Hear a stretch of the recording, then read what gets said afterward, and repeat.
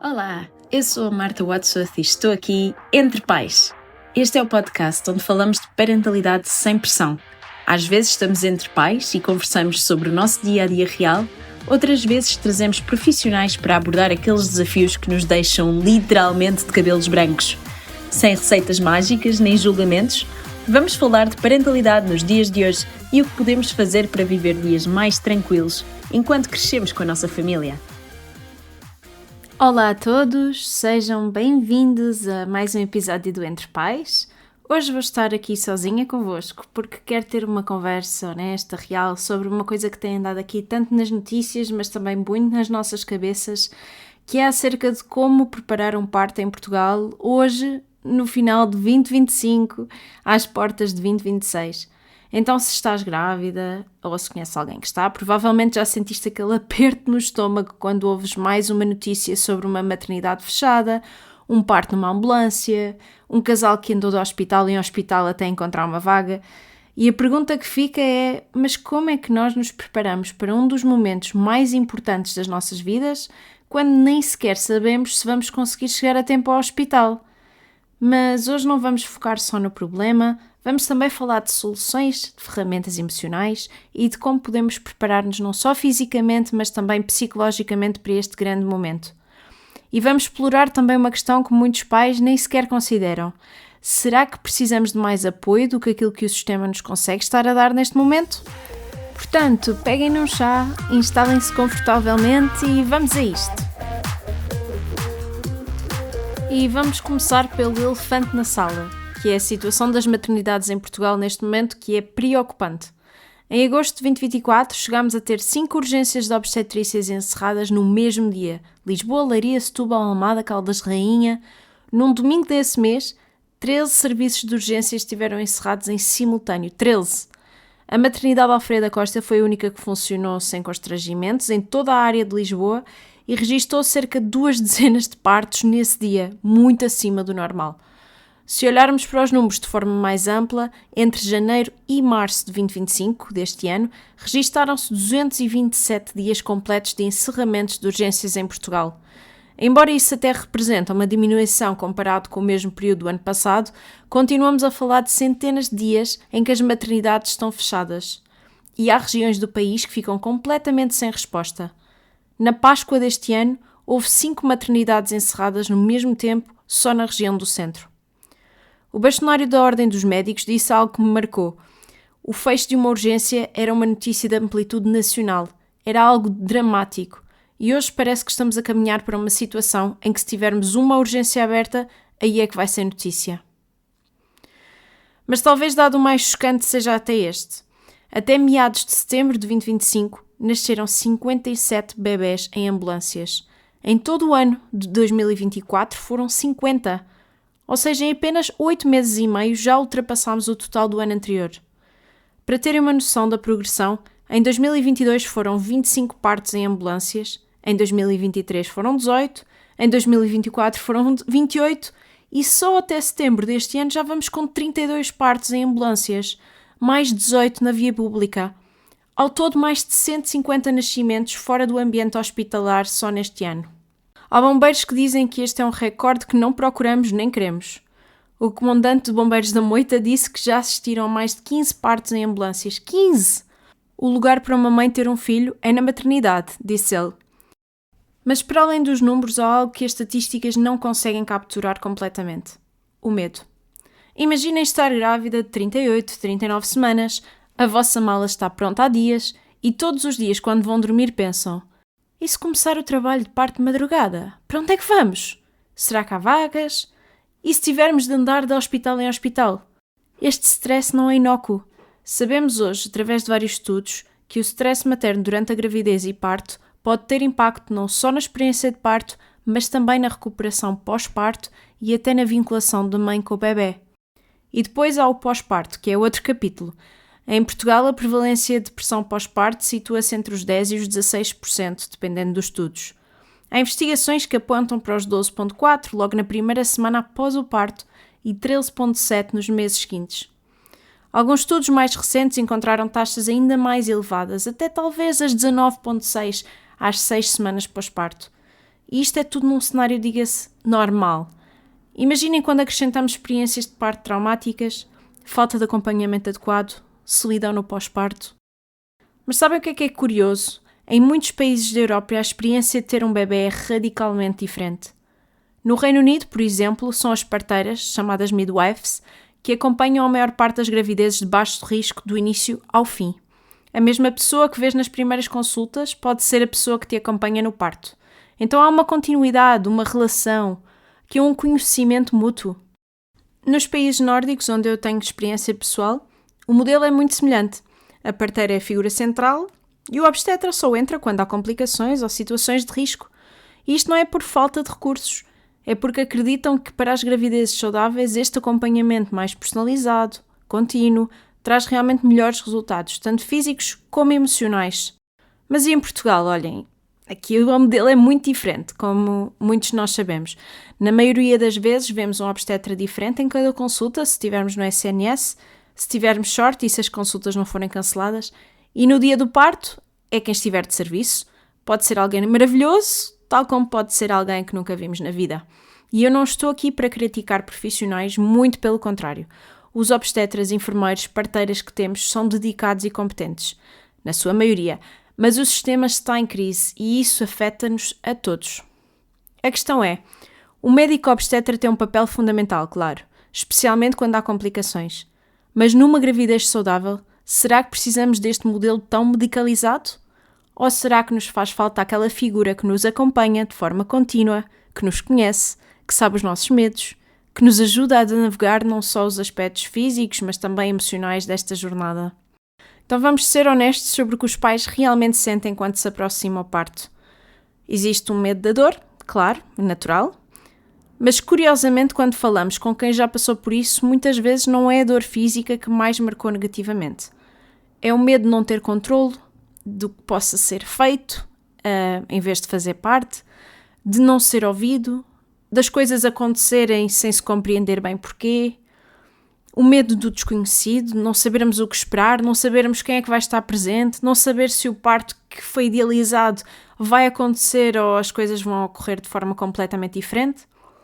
Há também o medo de não ser capaz, principalmente nas mães, e este é um medo muito primitivo de e se o meu corpo não souber fazer isto, se eu não aguentar? E depois há os medos do pós-parto. Será que eu vou conseguir amamentar? E se eu não criar aquela ligação mágica com o bebê imediata? E se eu me sentir perdida e sozinha? Mas normalmente quando pensamos em preparação para o parto, pensamos em coisas como os cursos de preparação para o parto, exercícios físicos, saber técnicas de respiração, mas também coisas como vamos preparar o quarto do bebê, vamos fazer a mala de maternidade, os baby showers. Isto é importante. Mas há uma componente que muitas vezes esquecemos, que é a preparação emocional e psicológica. Então como é que nós processamos todos os medos que estávamos a falar e talvez outros que vocês estejam a passar? Como é que comunicamos com o nosso parceiro ou parceira sobre as expectativas que temos? Como é que construímos confiança no nosso próprio corpo? Como é que criamos aqui uma rede de apoio real para o pós-parto? Então há aqui um papel muito importante do acompanhamento contínuo que significa que talvez precisamos de alguém, precisamos deste apoio, que não vamos fazer isto sozinhos. Este acompanhamento contínuo, quer que seja para o dia do parto, mas também para tudo aquilo que vem a seguir, que não substitui o acompanhamento médico, nem dos profissionais médicos, que são essenciais, mas que complementa. Então, este acompanhamento contínuo pode vir de alguém que nos ajuda a fazer as perguntas certas nas consultas médicas, a preparar-nos para elas, que nos explique em linguagem comum e ao nosso tempo as opções que temos, porque sim, temos opções mesmo no Serviço Nacional de Saúde. Alguém que nos ajuda a processar os nossos medos, preparar-nos emocionalmente. Quer esta pessoa esteja presente no parto, não pode limitar intervenções médicas que possam acontecer, mas pode nos lembrar da força que nós temos para nos ajudar a comunicar com a equipa, para segurar-nos a mão e que essa pessoa também possa continuar lá no pós-parto, quando todos já foram embora, já estamos em casa, exaustos, a tentar perceber como é que tudo isto funciona. E eu, deste acompanhamento contínuo, estou a falar de uma doula. Eu sei que talvez muitos de vocês possam estar a pensar, uma quê? Nunca ouviram falar de doulas. O termo doula vem do grego antigo, se não me estou enganando, e significa a mulher que serve. E ao longo das gerações, ao longo das décadas, as doulas têm sido em muitas civilizações a mulher que está lá para a outra mulher, para a outra família. E é basicamente isso. Normalmente é uma mulher, não é exclusivo, mas é uma pessoa que serve a família durante a gravidez, o parto e o pós-parto e dá esse apoio emocional, físico, informacional. E, mais uma vez, é muito importante que uma doula não é um profissional médico. Não faz partos, não faz exames, não prescreve nada. Isso é o papel dos médicos, dos obstetras e dos parteiros, dos enfermeiros parteiros. Então, o que é que uma doula faz?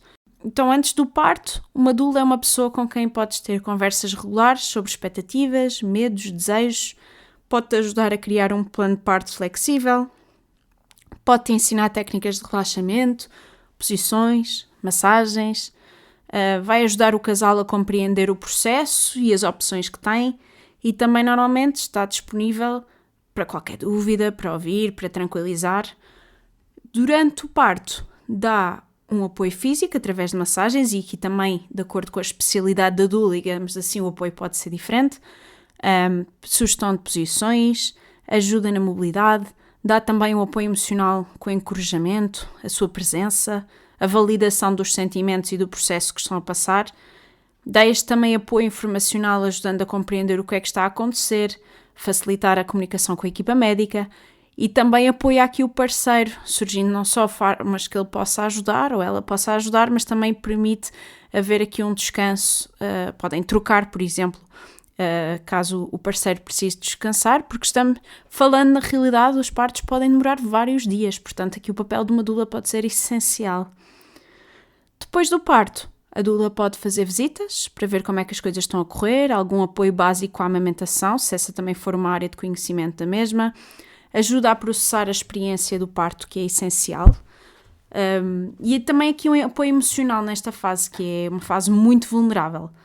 E ela faz também a ligação com outros recursos que sejam necessários. Por exemplo, se estamos a falar da amamentação, normalmente tem uma rede de contactos, desde osteopatas, enfermeiras IBCLC, terapeutas que possam ajudar a mãe e a família nesta fase. Eu gostava que, enquanto estamos a falar de doulas, só aqui uma nota do que é que diz a evidência, porque é uma parte fascinante. Há muita investigação sobre o impacto de ter uma doula. E então há uma revisão de Cochrane, que é assim o gold standard da investigação médica, que analisou 26 estudos com mais de 15 mil participantes em 17 países. Portanto, aqui um estudo bastante sólido. E o que é que eles descobriram? Descobriram que a presença contínua de apoio durante a preparação, mas especialmente durante o parto, por uma doula, está associada ao seguinte: menor probabilidade de haver uma cesariana, menor probabilidade de um parto instrumental, aqui estamos a falar da utilização de forceps ou ventosas, uma menor utilização de epidurais, uma menor duração do trabalho de parto, embora esse não é o objetivo, é realmente algo muito impactante e que tem sido visto em muitos estudos, maior satisfação com a experiência de parto e melhores índices de apegar nos bebés, o índice que avalia a saúde do bebé logo após o nascimento. Mas há mais. Os estudos mais recentes mostram que o apoio das doulas também está associado a menores taxas de depressão pós-parto, e isto para mim é muito crítico. Também melhores taxas de início da amamentação. E há também um estudo de 2022 que analisou programas de doulas em 3 estados americanos e que encontrou benefícios significativos, especialmente quando o apoio começava logo na gravidez e continuava até ao pós-parto. Então, mas porquê? Porque é que quando nos sentimos seguros, apoiados, ouvidos, o nosso corpo funciona melhor? Isto parece aqui uma pergunta demasiado retórica. Mas, em forma muito biológica, um dos principais motivos, não é de todo o único, mas tem a ver com o papel hormonal, o papel das hormonas durante o parto, e um deles, e podemos aqui alongar-nos a falar das hormonas do parto durante muito tempo, porque é um tema muito fascinante, mas a ocitocina, que é a hormona do amor, e que permite as contrações e a progressão natural do parto, ela flui mais facilmente, o stress diminui e o trabalho de parto tende a progredir de forma mais natural quando temos então este apoio, nos sentimos seguros e apoiados. Mas atenção que os estudos mostram que os maiores benefícios são observados quando o apoio é prestado a alguém no papel de doula, ou seja, alguém que não é da equipa hospitalar nem da rede social da mulher, mas uma pessoa que está lá especificamente para apoiar. Então, mas e o sistema? Isto não seria talvez ser uma responsabilidade do SNS dar este apoio, dos profissionais de saúde? Porque é que eu tenho de estar a pagar a alguém para ter este apoio? Eu acho que tem toda a razão, eu também poderia perguntar dessa forma, e no mundo ideal o SNS teria parteiras suficientes para fazer este acompanhamento contínuo, tal como acontece noutros países. Teríamos equipas mais estáveis, consultas regulares sempre com a mesma pessoa, íamos saber quem é que estava connosco no parto, mas infelizmente essa não é a nossa realidade. Portugal tem 41 maternidades, mas em períodos só cerca de 27 funcionam em pleno, e enquanto lutamos por um SNS melhor, e devemos lutar, também devemos tomar conta de nós próprios, principalmente enquanto estamos a passar por estas fases mais vulneráveis. E aqui, ter uma doula ou procurar outro tipo de acompanhamento não é acerca de substituir, mas é aqui um complemento. Não é virar costas aos SNS ou aos serviços privados que talvez até já tenham contratado, muito pelo contrário. Uma boa doula trabalha em colaboração com a equipa médica, respeita completamente qual é o seu papel e quais são as decisões clínicas que deve respeitar. E, curiosamente, muitos profissionais de saúde já valorizam ter uma doula presente porque sabem que o casal está mais calmo, mais informado, e isso facilita o trabalho de todos. Então é aqui uma questão de prioridades. Eu sei que há a questão do custo. Ter uma doula tem um custo que nem todas as famílias podem ou querem fazer esse investimento, mas vale a pena pensar quanto é que estamos a investir na preparação do quarto do bebê, no carrinho, nas roupinhas, e quanto é que investimos na preparação emocional, no nosso bem-estar psicológico, em ter alguém que nos apoie. E aqui não há resposta certa e nem errada. Cada família faz as suas escolhas, mas talvez valha a pena pelo menos considerar e informar-se sobre esta opção que talvez muitos nem sequer sabem que existe. Então, voltando aqui ao essencial, no fundo, do que é que estamos a falar? Estamos aqui a falar de reconhecer que ter um bebê é uma experiência transformadora, é uma experiência intensa e onde estamos muito vulneráveis. E que todos, mas todos, merecemos sentir-nos apoiados, ouvidos e respeitados durante todo o processo. Quer seja através de uma doula, quer seja através de um parceiro super preparado e presente, quer seja através de uma rede de amigas que já passaram por isto, quer seja de profissionais de saúde excepcionais que encontramos no caminho, o importante é não estarmos sozinhos. Então aqui um pequeno convite à reflexão. Se estás grávida, se conheces alguém que está, convido-te a refletir que tipo de apoio é que tens, que tipo de apoio é que precisas, se te sentes preparada não só fisicamente, mas também emocionalmente para o que vem aí, fortalecida e confiante. Tens alguém com quem falar sobre os medos e aqui alguém com quem possas falar abertamente. Às vezes não é com a família e com os amigos que nos sentimos mais à vontade ou que nos podem dar o apoio que nós sabemos precisar. Sabes quais são as tuas opções e se existe alguém que te possa ajudar a navegar tudo isto. E se a resposta a alguma destas perguntas for um não ou não sei, então talvez seja a altura de explorar que recursos estão disponíveis, talvez seja a altura de pesquisar, de perguntar, de procurar ajuda. Porque no meio de todas estas notícias assustadoras, de todas as incertezas do sistema, há uma coisa que não muda. Tu és capaz. O teu corpo foi feito para isto. E com o apoio certo, seja ele qual for, tu vais conseguir. Lembra-te que pedir ajuda não é uma fraqueza, é sabedoria. Obrigada por estares desse lado, acompanhares nesta reflexão. E se este episódio te fez ou vos fez pensar, estão à vontade para partilhar com outras famílias que conhecem. E cuidem-se de vocês e uns dos outros. E chegamos ao final de mais um episódio do Entre Pais. Gostava de vos convidar mais uma vez a juntarem-se à nossa comunidade de pais, onde nos queremos apoiar, quer estejas numa fase ainda de pré-conceição, gravidez, pós-parto, já tens um toddler, já tens um adolescente, junta-te a nós, há grupos para todos. O link para a nossa comunidade está no nosso Instagram, na bio. Basta ires ao Instagram, procurares por the.family.door, encontras a nossa página e na bio tens então o link com o acesso à nossa comunidade do WhatsApp. Junta-te a nós, segue-nos, participa, estamos aqui para te apoiar e responder a qualquer dúvida ou questão que tenhas. E até à próxima!